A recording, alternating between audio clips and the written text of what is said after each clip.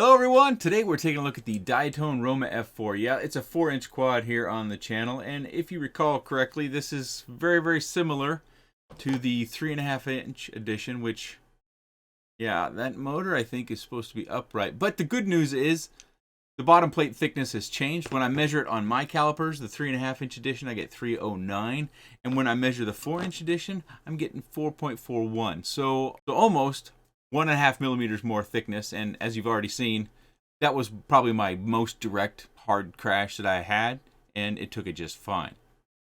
What else is different? Well, let's take a look. Also, the 3.5-inch edition has a traditional flight controller and ESC on a 20x20 mounting, and in the new F4 version, the 4-inch edition, it's got an all-in-one down there, the Mamba AIO F4. And that all-in-one has a 35 amp ESC. It still comes with the FPV camera of a Runcam Phoenix. You can buy this in the DJI edition with the Air Unit Lite, and the only options that I see currently available with that is with the Polar camera.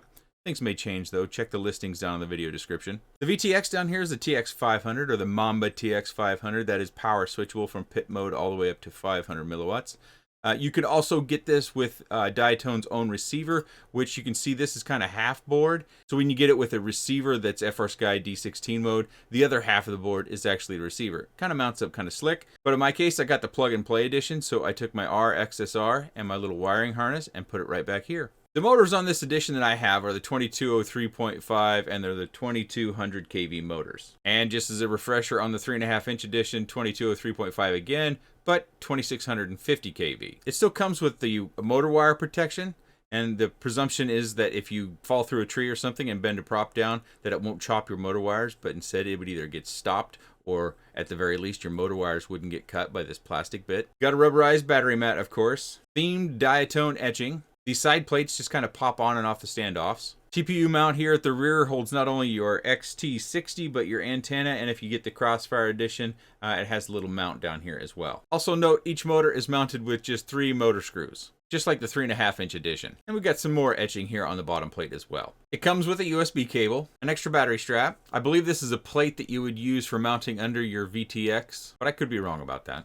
Zip ties, control board for the Runcam Phoenix 2, a bunch of extra screws. This looks like some sort of camera mounting a plate. Maybe for running a nano camera, possibly? Could be something else, I just don't know. These are ends for your antenna tubes, which it does come with. An extra battery mat. This is what I have left of the antenna tubes. And it does come with a frame assembly guide. Yeah, it does look like those pieces are adapters that you put inside your camera mounting area, kind of self-mounting the camera a little bit. This big boy weighs 236.5 grams. In the flights in this video, I use the full send 850 milliamp 6S battery, and that brings the weight up to 378.8 grams. I did also fly it on this Tattoo 1050 6S battery, which I get about 1.5 minutes more, and that brings the weight to 415 grams. So in that flight clip I kind of led with, that was a flight down the road. I'm stepping back to this flight, which was one of my first flights. It actually wasn't the first flight, but it came on a day when I had been flying a much different quad, and it was fairly early on in my time with this. And I think, well, the reason why I chose this is that if you're someone like me, and you've been flying smaller, lighter, 120 gram all up weight or even less lighter micros, it'll give you an idea of kind of that adjustment period where if you were to be venturing into something at this weight with 6S, that it will give you some idea that, a guy like myself who's used to flying those much smaller, much lighter quads, and that process of getting comfortable with it, and it all kind of comes into one flight, which I thought was fairly interesting.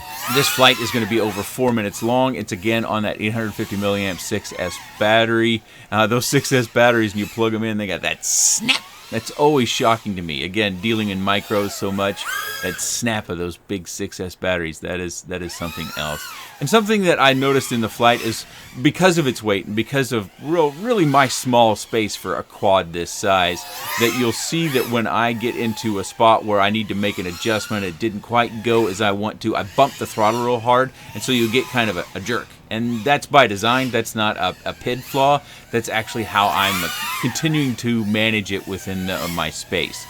So I'm trying to hold a nice smooth line, but then I get to a point where I'm like, nope, got to make a harder correction than this. And I guess I could do it with more coordinated turning, and just, you know, more of it, but I would just bump the throttle just a touch. And with this and the big beefy motors on that, it would quickly spin the props up to an extra RPM or so, and then you get that snap, and it would get me kind of back on course.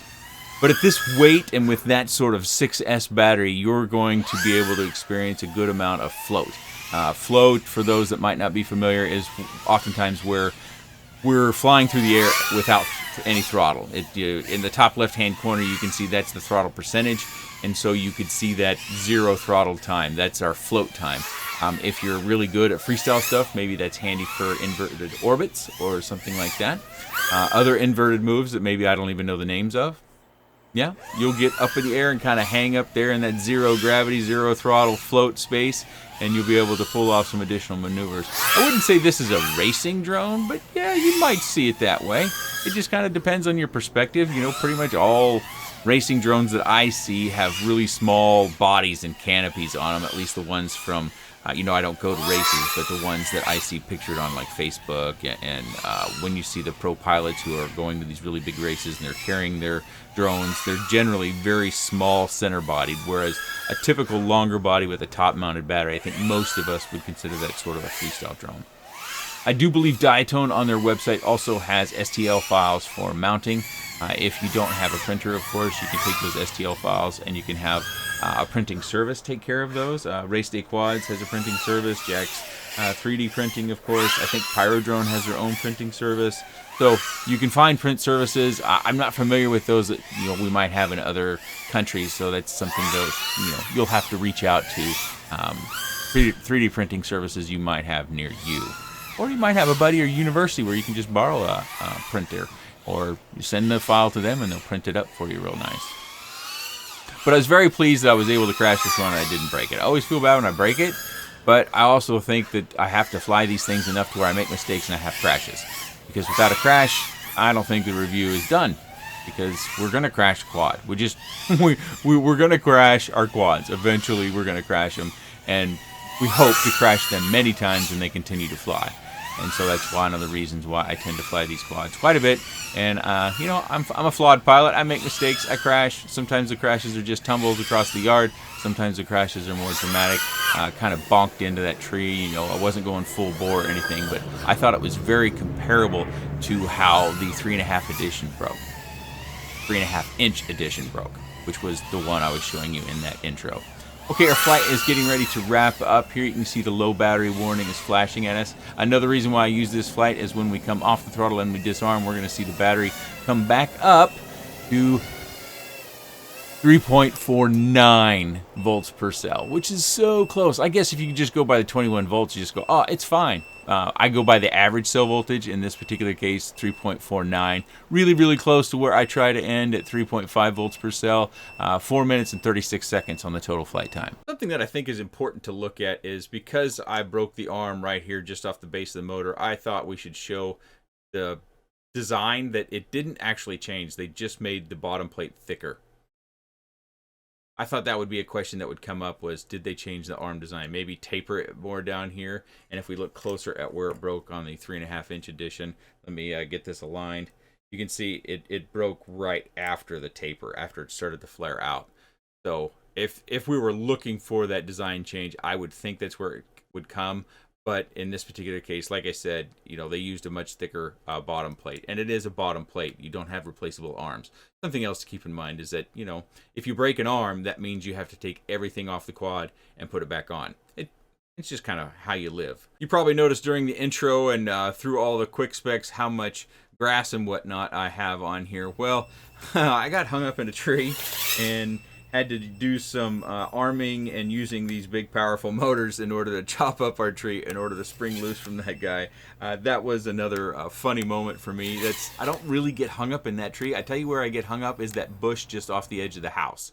Like, I get too close to that bush, especially with micros, and then I try to go to 100% throttle, and I don't, you know, either pull back on the pitch or the nose, and I just bury myself into that because I've gotten myself too close. Just one of those fun challenges that I like to have with that bush, is to get up close and then boom, right up over the top of it.